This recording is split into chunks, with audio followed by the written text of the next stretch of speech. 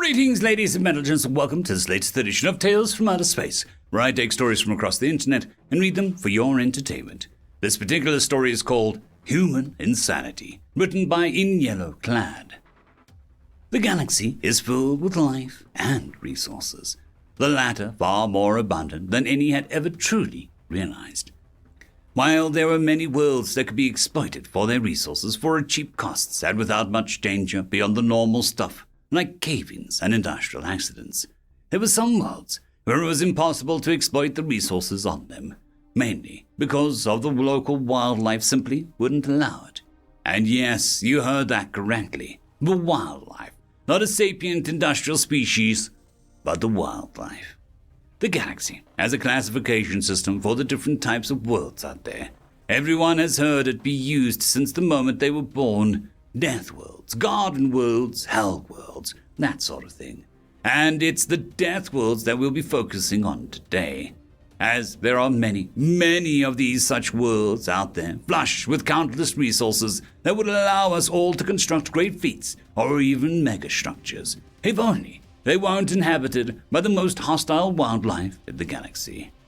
Of course, some Deathworlds produce sapient civilizations, like humanity or the Krulp. But it is humanity that shall be the subject of this lecture, as they usually are, because humanity is, in their own words, batshit crazy. They are without a doubt 3 fries short of a Happy Meal, and the reason for this will become apparent in due time. You see, when humanity entered the galaxy, they met the rest of us, and at first they seemed fairly, again in their own words, chill, compared to some of the other species out there.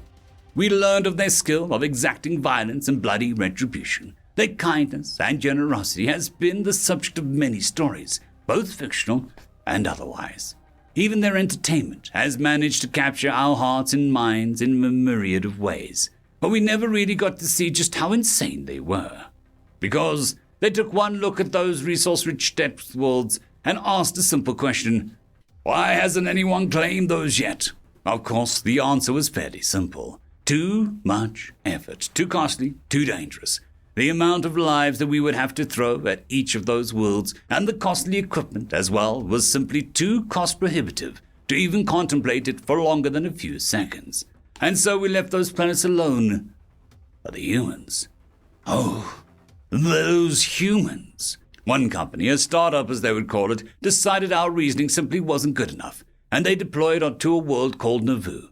We are being charitable with that turn, for in reality they actually crashed on it, and they'd only sent 3 people to do all the work. Curiosity got the better of us, and we assembled a group to watch the efforts of these 3 brave but foolish humans. Surely they wouldn't last too long on this world. They had minimal resources, no backup of any kind, and no hope. However, as the small fleet of science vessels streaked towards the planet, we began to pick up strange, near incomprehensible transmissions from the surface of the planet on our long-range sensors. It surely wasn't the local wildlife creating such signals. No, it had to be the humans, which was impossible. They'd only been there for a few days. They should be, by all rights, dead by now. Well, we certainly didn't want them to die. It was all but guaranteed.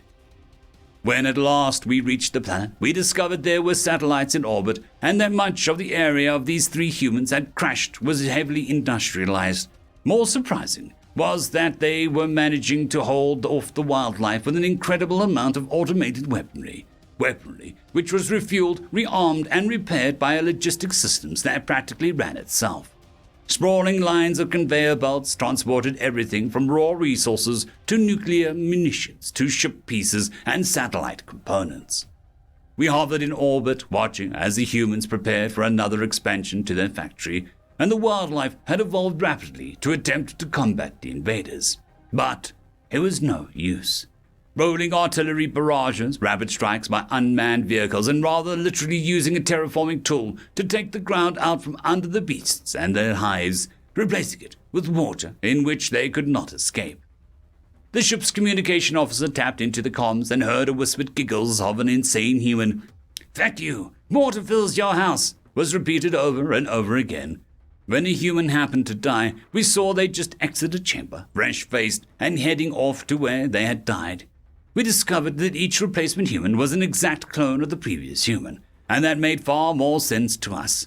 We watched as they attempted to shield themselves from the nearby star's coronal mass ejections, but in the end, it was pointless, for the ejections never got even close to their great sprawling factory. And when the next artillery barrage began to clear yet another nest, while the humans began to build the next part of their operation, we heard something else. Rhythmic, thumping music was the backdrop for something else, as a sign appeared over the artillery pieces. We read the words upon it and felt a shiver run down our spines, or spine equivalents. After that, we decided that we would probably just leave the humans on the planet alone, for they were clearly insane, and so after documenting just a bit more, we turned ourselves around and we went home. When we returned, we checked the stock markets and found the human company quickly rising to the very top. It is a prestigious position these days, one that has been dominated by this particular human company, which has since expanded to countless other Deathworlds to exploit their resources as well. We learned of humanity's insanity through a company with the strangest of names, Bean Boys Incorporated. Since then, humanity has had a near monopoly on Deathworld resource harvesting, not that we complain about it. To them, it's just another crazy challenge to overcome, and they do it masterfully. End of story. Story number 2. Hands-free, written by MarlynnOfMany. Are you going to want help installing all of these? I asked, opening another case of engine rings. I had no idea which part of the spaceship's guts these actually went into. They were about 3 feet across, an inch thick, and made of some plastically red stuff that was above my pay grade to define. All I knew was there was a lot of them, and we only had one engineer. No thanks, grumbled Mimi, the octopus-looking guy with a voice like gravel road. This is a tentacles-only kind of operation. Really?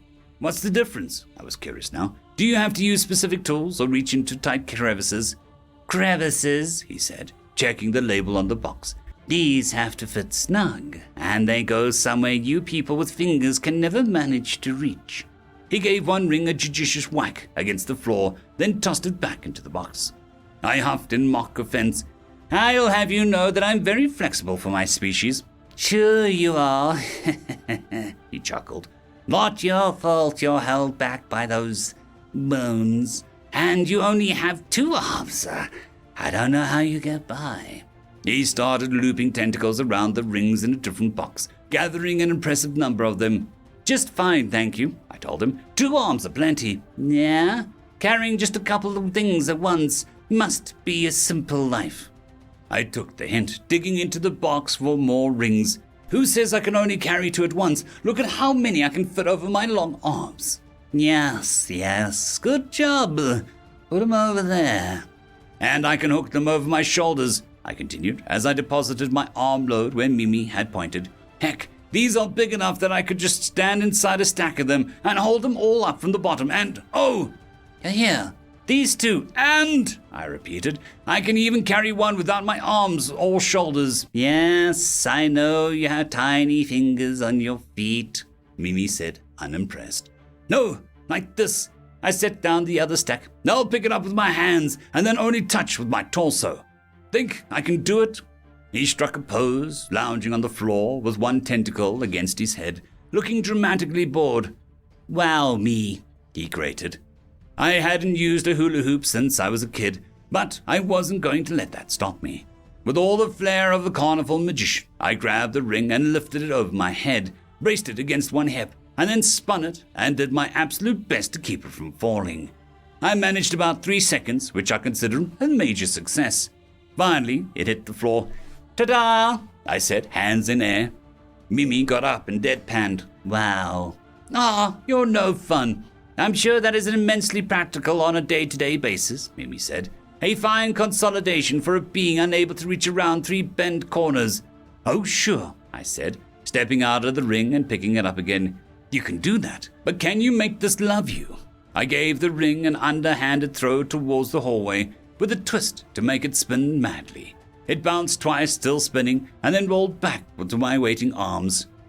A voice from the hallway shouted, "What was that?"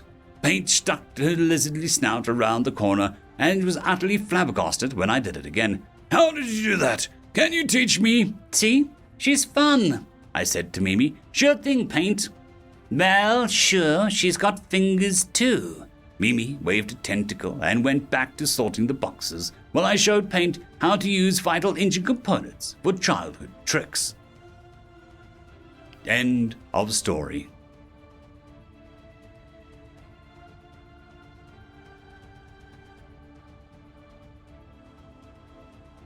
There is a new legend on the horizon. Blueberry Cat has taken the T6 Patreon spot. Thank you very much, and I'm sure that I speak for everyone when I say that. I would just like to thank our T5 members, Lord Azrael, Ambrose Cattell, Quantum Wednesday, Drexoon WRE, Blueberry Cat, Cam Maxwell, Casper Arnholtz, Bushmaster 177, and Leslie 517. Thank you very much.